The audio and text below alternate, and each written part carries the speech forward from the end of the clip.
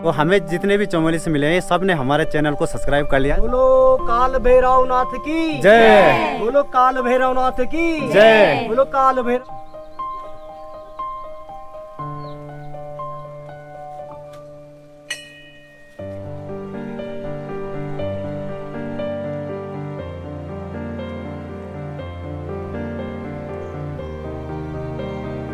तो फाइनली अभी हम बैठ चुके हैं गाड़ी में और ये है हमारे मन्नी भाई जो कि काफ़ी अच्छी ड्राइविंग करते हैं। सबसे पहले आप सभी को मेरा प्यार भरा नमस्कार। हो चुकी हमारे एक नए वीडियो की शुरुआत। मेरा नाम है धीरज नेगी और मेरे गांव का नाम है बुरासी, जहां से मैं आप लोगों के लिए वीडियो बनाते रहता हूं। आज हमारा वीडियो बनाने का टॉपिक है सलून खाल पर। और सलून खाल के विषय में अगर मैं आपको बता दूँ तो सलून खाल भैरवनाथ जी का प्राचीन मंदिर है। उस मंदिर को आदमी ने नहीं बनाया है, देवताओं द्वारा बनाया गया मंदिर है। और कई साल पहले समाचार वालों ने भी उस मंदिर पर एक वीडियो बनाई है। हमारी जो दादी और दादाजी हैं वो जा रहे हैं आज सलून खाल, तो उन्होंने कहा मुझे कि आप भी हमारे साथ आइए और आपका भी एक व्लॉग शूट हो जाएगा। और मैं भी उस मंदिर में आज तक गया नहीं हूँ, राठ क्षेत्र में वो मंदिर पड़ता है। तो अभी जा रहे हैं हम और हमारे साथ यहाँ पर राहुल भाई भी हैं। राहुल भाई इस समय खेल रहे हैं बचपन की तरह, जैसे बचपन में खेला जाता ना उसी प्रकार राहुल भाई भी यहाँ पर खेल खेल रहे हैं। तो राहुल भाई कैसे हो आप? ठीक हूँ भाई, धीरू भाई। राहुल भाई रहते हैं हमारे देहरादून में जॉब करते हैं भाई। और भाई ने पढ़ाई यहीं से किया है। तो भाई सब ठीक ठाक? बढ़िया भाई। अच्छा, तो और क्या क्या हो रहा है मतलब आपकी देहरादून में? क्या होना है भाई, जॉब कर रहे हैं। अच्छा, और सुनाओ कुछ भी। मतलब देहरादून में आपको गर्मी लग रही है या फिर ठंड लग रही है वहाँ पे? देहरादून में तो इस वक्त बहुत गर्मी है। बहुत गर्मी है। थैंक यू भाई आपका। तो राहुल भाई तो हमारे छोटे से ही दोस्त रहे हैं और इस समय भाई हमसे मिलने के लिए यहाँ पर आए थे। और अभी भाई गांव में जाएंगे और गांव में लोगों के साथ वहाँ पर बैठ जाएंगे, दोस्त लोगों के साथ। और मैं जा रहा हूँ इस समय सलून खाल और दादा और दादी का घर यहाँ से थोड़ी दूरी पर है। और उन्होंने आज गाड़ी भी बुकिंग किया है। ये नहीं है कि हमें मतलब सवारी की गाड़ी में जाना है, मतलब बुकिंग गाड़ी है, मन्नी भाई की गाड़ी है, तो इसलिए हम आज आराम से जाएंगे। तो चलिए वीडियो को करते हैं शुरू। तो अभी पहुंच चुके हम रोड के सामने और हमारी गाड़ी भी आने ही वाली है। ये हमारे दादाजी हैं जिन्होंने कि गाड़ी को बुकिंग किया है। तो दादाजी कन लगना चाहते? हाँ, तो बहुत अच्छी फीलिंग होनी चाहिए। अच्छा, दूसरी बार जाना छूँ। अच्छा, सगुन खाल। सगुन खाल और आज सब परिवार के साथ आ जा रहा हूँ मैं वहाँ पे। अच्छा, तो बहुत मतलब अच्छा लग रहा है। भैरवनाथ के मंदिर के विषय में आप कुछ जानते हो? अभी तो मैं जानता फिलहाल हूँ नहीं, लेकिन है साक्षात है बोलते हैं। अच्छा, साक्षात है ना, प्राचीन मंदिर है। प्राचीन मंदिर है, जो मन्नत मांगते हैं शायद उसमें से पूरी हो ही जाती है शायद, ऐसा है। हाँ, तो इसके बाद नहीं जानते उसके बारे में। पीछे हमारी यहाँ पर दादी जी है। तो दादी जी कन लगना चाहते? बहुत बड़े लगड़ो चा। अच्छा, और पीछे हमारी यहाँ पर अमीषा सिस्टर है और इधर हमारे आयुष भाई है। तो कैसा लग रहा है ब्रो आपको? अच्छा ही लग रहा है। अच्छा लग रहा है ना? हाँ, तो आज का व्लॉग दोस्तों काफ़ी तगड़ा बनने वाला है। अभी गाड़ी आने ही वाली है और ऐसा माना जाता है कि जो वहाँ पर भैरवनाथ जी का मंदिर है वो काफ़ी प्राचीन है और जो भी उस मंदिर में जाता है उसकी सारी मनोकामनाएं भैरवनाथ जी पूरी करते हैं। तो दिखाते हैं अभी आपको, गाड़ी भी आने ही वाली है हमारी। तो फाइनली अभी हम बैठ चुके हैं गाड़ी में और ये है हमारे मन्नी भाई जो कि काफ़ी अच्छी ड्राइविंग करते हैं। और इस समय जा रहे हैं हम सलून खाल और पीछे हमारी दादी दादा और हमारे भाई बहन सभी बैठ चुके हैं। तो अभी यहाँ से लगभग सलून खाल है 55-60 किलोमीटर सलून खाल है। तो काफ़ी टाइम लगेगा, लगभग 2 या ढाई घंटा लग जाएगा। वैसे मैं राठ क्षेत्र में बहुत बार जा चुका हूँ, लेकिन जो भैरवनाथ जी का मंदिर है वहाँ पर आज पहली बार जा रहा हूँ और पहली बार वहाँ का ब्लॉग शूट कर रहा हूँ। वैसे मैंने मंदिर के विषय में अनेकों बार सुना है कि मतलब काफ़ी चमत्कार होते हैं वहाँ पर, लेकिन आज देखते हैं कि मंदिर किस प्रकार है। प्राचीन गुफा टाइप की है, मंदिर तो नहीं है लेकिन गुफा टाइप की है। भैरवनाथ जी जहाँ भी रहते हैं वहाँ पर मतलब प्राचीन गुफा रहती है।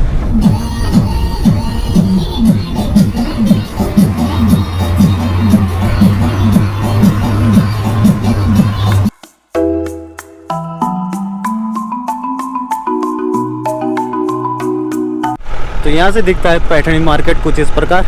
ऊपर यहाँ पर कॉलेज है और डिग्री कॉलेज यहाँ से थोड़ा आगे है। और ये यहाँ पर राहु का मंदिर है जो कि काफ़ी प्राचीन है। इस मंदिर का भी वीडियो हम आपको फिर कभी बताएंगे। वैसे तो मैंने इस मंदिर की वीडियो पहले बना चुका हूँ, लेकिन एक बार फिर से बनाएंगे।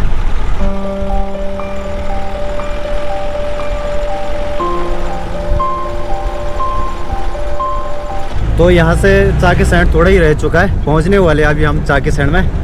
और चाकी सैंड के विषय में बता दूं आपको तो चाकी सैंड में 12वीं तक स्कूल है, इंटरमीडिएट स्कूल है वहाँ पर। यहाँ के जो राठ क्षेत्र के लोग हैं ना तो उनका वहाँ पर तहसील भी है।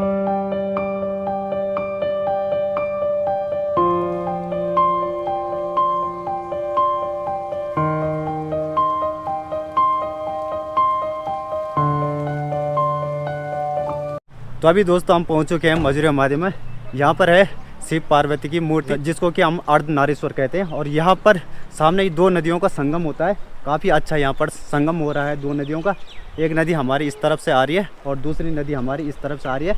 इस समय तो यहाँ पर दिन का टाइम है, इस हिसाब से यहाँ पर अभी उस हिसाब से माहौल नहीं है, मतलब भीड़ नहीं है भक्तों की, क्योंकि अभी जो टाइम हो रहा है वो हो रहा है 12 हो रहा है, तो 12 बजे मतलब कोई नहीं दिख रहा है यहाँ पर उस हिसाब से। तो यहाँ पर काफ़ी अच्छी महादेव की और माँ पार्वती की मूर्ति बनाई गई है। तो चलिए ले जाते हैं आपको मूर्ति के सामने।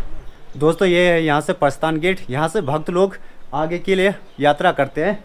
काफ़ी अच्छा यहाँ पर गेट बनाया गया है, ऐसा लग रहा है जैसे कि सोने का गेट हो। और गेट पर ऊपर गणेश जी का चित्र बनाया गया है और साइड में यहाँ पर हाथी के चित्र बनाए गए हैं और सामने यहाँ पर देवी देवताओं के चित्र भी बनाए गए हैं। तो काफ़ी मस्त गेट पर कलाकारी की गई है।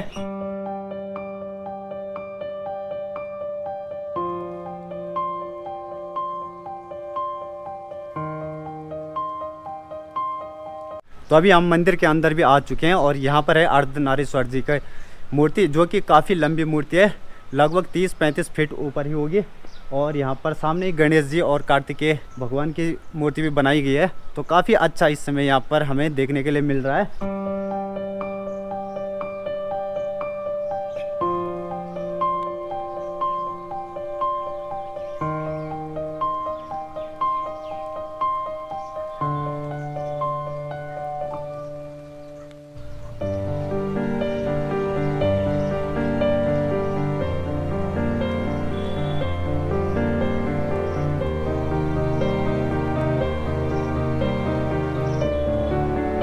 और मूर्ति के ठीक पीछे यहाँ पर सीढ़ियाँ भी लगाई गई है। ये इसलिए लगाई गई है क्योंकि यहाँ पर कई बार कलर कुलर करना होता है, क्योंकि बरसात के कारण और धूप के कारण यहाँ पर कलर फीका पड़ जाते हैं। तो इसलिए मूर्ति के सामने यहाँ पर सीढ़ियाँ भी लगाई गई है, क्योंकि बार बार काम पड़ता है, कभी कभी मतलब मुकुट खराब हो जाता है, तो इसलिए यहाँ पर सीढ़ियाँ भी लगाई गई है। और ये यहाँ पर पर्वत बनाया गया है, तो काफ़ी अच्छा इस समय यहाँ पर देखने के लिए मिल रहा है।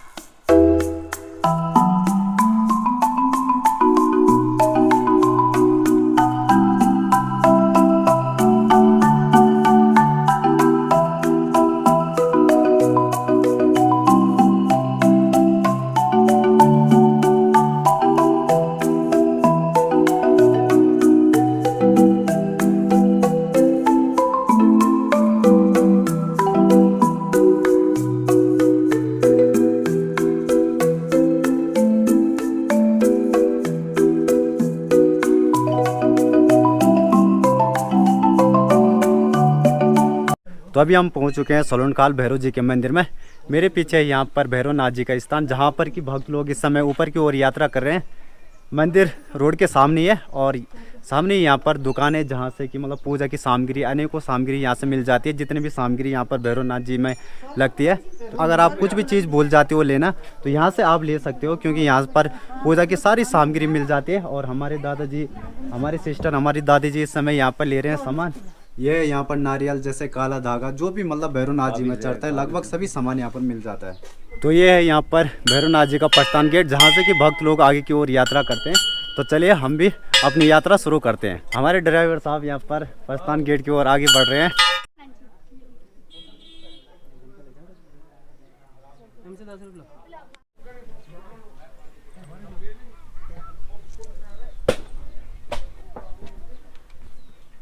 तो अभी आ चुके हैं हम भैरवनाथ जी के मूल स्थान पर और यहाँ पर अनेकों जगह से श्रद्धालु भक्त लोग आए हुए हैं। कोई यहाँ पर, आपने पौड़ी का नाम तो सुना ही होगा, पौड़ी से तो यहाँ पर लोग आते जाते रहते हैं, लेकिन इस बार यहाँ पर चमोली से भी आए हैं। तो चमोली से हमारी दीदी जी आई है। तो दीदी जी पहले भक्त होना चाहिए कि नहीं, सेकंड बार। सेकंड बार ही है। हाँ। तो दीदी जी यहाँ पर सेकंड बार आ रही है। तो इससे पहले भी आई थी मतलब। हाँ, इससे पहले जब हम लोग और आप कहाँ से? हम भी चमोली से। अच्छा, चमोली से। सब के सब यहाँ पर है चमोली से। से। दोस्तों मैं भी यहाँ पर दूसरी बार आ रहा हूँ, लेकिन ब्लॉग में आज फर्स्ट बार बना रहा हूँ। और मुझे ये देखकर हैरानी हो रही है कि पौड़ी जिले में मतलब जो सलोनखाल में मतलब मंदिर है भैरवनाथ जी का प्राचीन, यहाँ पर लोग मतलब इतनी दूर दूर से आते हैं। तो ये मंदिर कहीं ना कहीं चमत्कारी मंदिर है। यहाँ पर जो भी भक्त लोग आता है उसकी यहाँ पर सारी मनोकामनाएं पूरी होती है। आपने भी सुना ही होगा कि यहाँ पर मतलब भैरवनाथ जी में जितने भी लोग आते हैं सबकी मनोकामनाएं पूरी होती है। हाँ, सारे और इधर हमारे पीछे हमारे भाई जी है। तो आप कहाँ से हो? सब चमोली से। सब सब चमोली से। हाँ, सारे ये चमोली से। देखकर मुझे भी हैरानी हो रही है कि चमोली से हमें मतलब भाई लोग मिले हैं।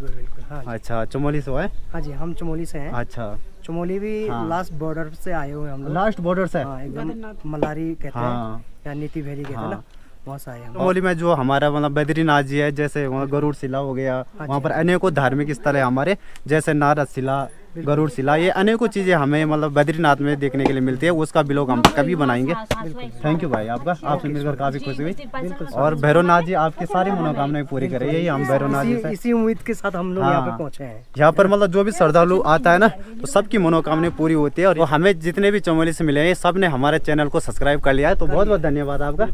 हम भी भगवान से यही प्रार्थना करते हैं कि सबकी मनोकामनाएं यहाँ पर भैरवनाथ जी पूर्ण करे। बोलो काल भैरवनाथ की जय। बोलो काल भैरवनाथ की जय। बोलो काल भैरवनाथ की जय। जय। तो यहाँ पर है काल भैरवनाथ जी की प्राचीन मूर्ति, और ये जो स्थान है इसको आदमियों ने नहीं बनाया है। यहाँ पर मतलब भैरवनाथ जी स्वयं विराजमान हुए हैं, और भक्तों के द्वारा यहाँ पर अनेकों सामग्री यहाँ पर चढ़ाई गई है, जैसे चुनरी हो गए, चिमटे हो गए। तो यहाँ पर भक्त लोग चढ़ाते ही रहते हैं। जो भी भक्त लोग यहाँ पर सच्चे मन से आता है, तो भैरवनाथ जी उसकी मनोकामनाएं पूरी करते हैं। और मुझे यहाँ पर आकर आज काफ़ी शांति की अनुभूति हुई। तो यहाँ पर माहौल ही कुछ ऐसा है, मतलब भैरवनाथ जी सबकी मनोकामनाएं पूरी करते हैं। और जो मतलब हमारे पुजारी है ना, तो वो यहाँ की हिस्ट्री नहीं बता सकते हैं, क्योंकि भैरवनाथ जी का जो वचन है ना, तो वो मतलब मीडिया के सामने अपनी जो ये सच्चाई है यहाँ की वो नहीं बता सकते हैं। लेकिन ये काफ़ी प्राचीन स्थान है, और यहाँ पर भैरवनाथ जी स्वयं विराजमान है। तो मैं भी अपनी भेंट अर्पित कर देता हूँ। वैसे इस चीज़ को गुप्त ही रखना चाहिए, लेकिन मैं ब्लॉग शूट कर रहा हूँ, तो इसमें भैरवनाथ जी हमें क्षमा करें। तो ये भेंट ये हमारे पुजारी जी है। तो फाइनली हमारे यहाँ पर भैरवनाथ जी के दर्शन भी हो चुके हैं, और हिस्ट्री में फिर सिनेमैटिक से बता देता हूँ आपको कि यहाँ की हिस्ट्री क्या है। तो सभी के सभी भक्त लोग इस समय भैरवनाथ जी में बोलिए जय भैरवनाथ जी, जय काल भैरव। तो हमारी दादी जी है, जो कि अभी हमने बताई थे गाड़ी में उनके ही साथ आए हैं। हमारे यहाँ पर मन्नी भाई, जो कि काफ़ी अच्छी ड्राइविंग करते हैं, उनको भी मैं बार बार आपको ब्लॉग में बताता ही रहता हूँ। तो आज आपको यहाँ पर मतलब काफ़ी खुशी होगी, वो मन की शांति हो रही होगी। मतलब इच्छा थी आने की, हाँ, पर बहुत खुश हुआ यार। पहले अच्छा, पर अब सब परिवार के साथ है तो बहुत आज ज्यादा बहुत अच्छा लगा। हाँ, अब मैं आपको इस गुफा के विषय में बता देता हूँ कि यहाँ पर भैरवनाथ जी कैसे विराजमान हुए। यह गुफा पौड़ी गढ़वाल के थैलीसैंण ब्लॉक के राठ क्षेत्र में स्थित है। पौड़ी से यह गुफा लगभग 80 या 90 किलोमीटर होगी। स्थानीय लोगों का कहना है कि यहाँ पर भैरवनाथ जी ने तपस्या की है, और आज से आदि काल पहले पुजारी के सपने में गए थे कि मैं यहाँ पर विराजमान हूँ, और तभी से यहाँ पर श्रद्धालुओं की श्रद्धा बढ़ी, जिसके कारण आज यहाँ पर इस प्रकार की गुफा का निर्माण किया गया है। भैरवनाथ जी खुले आसमान के नीचे विराजमान रहते हैं। ना तो यहाँ पर अभी तक मंदिर है और ना आगे बढ़ेगा। कई भक्त लोगों ने कहा कि हम यहाँ पर मंदिर का निर्माण करेंगे, लेकिन भैरवनाथ जी उसके सपने में चले जाते थे और कहते थे कि यहाँ पर कोई मंदिर नहीं बनेगा। मैं एक योगी हूँ, और योगी हमेशा खुले आसमान के ही नीचे रहता है। इस स्थान को 2 नामों से जाना जाता है। पहला नाम है सलून खाल और दूसरा नाम है भैरव खाल। भैरव खाल भैरवनाथ जी के होने का कारण है, और सलून खाल यहाँ पर सलून नाम का एक गांव है, जिसको कि यहाँ पर सलून खाल कहा जाता है। कहते हैं कि लोग यहाँ पर दुखी मन से आते हैं और खुशी खुशी यहाँ से चले जाते हैं। जो भी भक्त यहाँ पर सच्चे दिल से आता है, बाबा उसकी हर एक मनोकामना को पूरी करते हैं।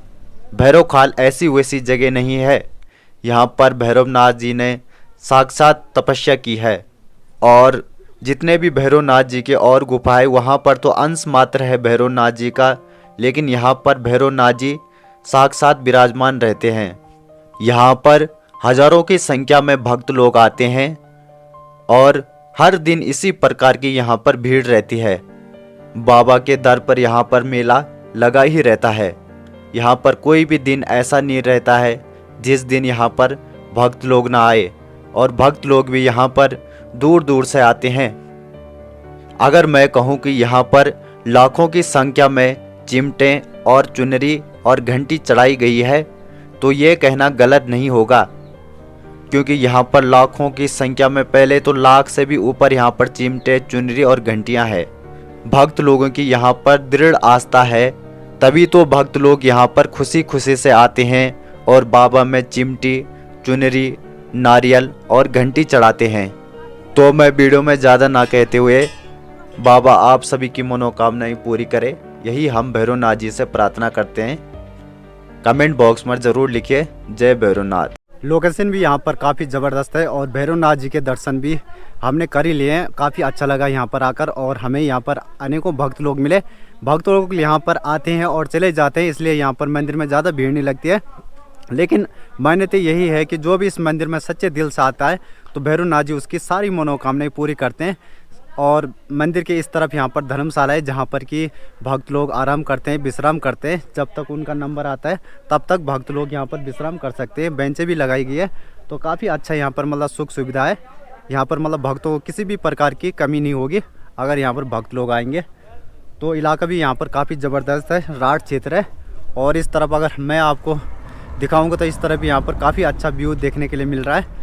चारों तरफ यहाँ पर जंगल है और बीच में बचा है यहाँ पर भैरवनाथ जी का प्राचीन मंदिर। मंदिर नहीं है, गुफा है, क्योंकि भैरवनाथ जी ऐसे देव हैं जो कि गुफा में रहते हैं, मंदिर में भैरवनाथ जी नहीं रहते हैं। तो भैरवनाथ जी योगी हैं, तो योगी हमेशा क्या गुफा में ही रहते हैं। तो काफ़ी अच्छा लगा हमें यहाँ पर आकर। और इस तरफ हमारा यहाँ पर काफ़ी सुंदर सुंदर जंगल है।